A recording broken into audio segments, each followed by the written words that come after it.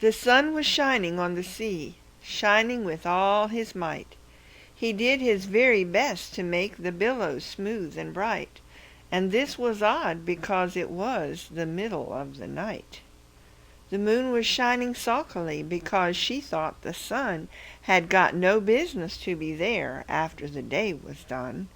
"It's very rude of him," she said, "to come and spoil the fun."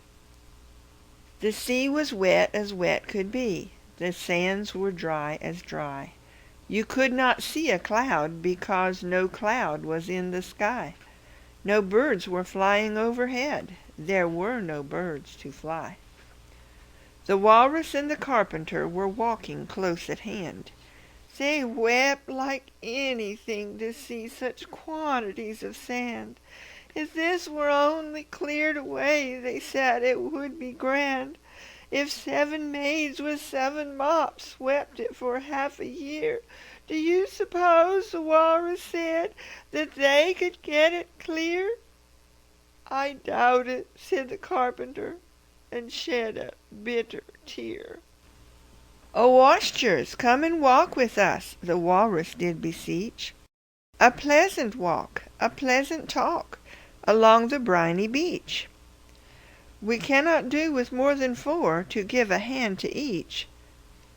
The eldest oyster looked at him, but never a word he said. The eldest oyster winked his eye and shook his heavy head, meaning to say he did not choose to leave the oyster bed.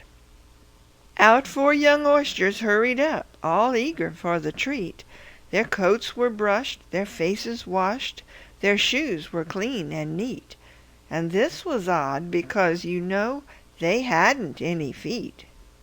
4 other oysters followed them, and yet another 4, and thick and fast they came at last, and more and more and more, all hopping through the frothy waves and scrambling to the shore.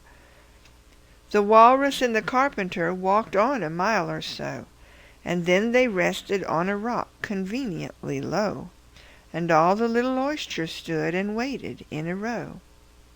"The time has come," the Walrus said, "to talk of many things, of shoes and chips and sealing wax, of cabbages and kings, and why the sea is boiling hot, and whether pigs have wings." "But wait a bit," the oysters cried, "before we have our chat, for some of us are out of breath, and all of us are fat." "No hurry," said the Carpenter.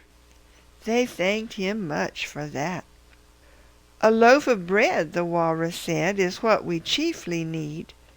Pepper and vinegar besides are very good indeed. Now if you're ready, oysters dear, we can begin to feed." "But not on us," the oysters cried, turning a little blue.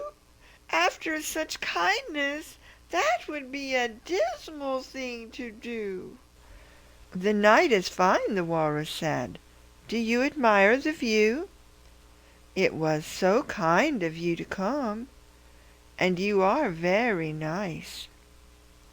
The Carpenter said nothing but, "Cut us another slice. I wish you were not quite so deaf. I've had to ask you twice." "It seems a shame," the Walrus said, "to play them such a trick, after we've brought them out so far and made them trot so quick." The Carpenter said nothing but, "The butter's spread too thick." "I weep for you," the Walrus said. "I deeply sympathize." With sobs and tears he sorted out those of the largest size, holding his pocket handkerchief before his streaming eyes. "Oh, oysters," said the Carpenter, "you've had a pleasant run. Shall we be trotting home again?" But answer came there none. And this was scarcely odd, because they'd eaten every one.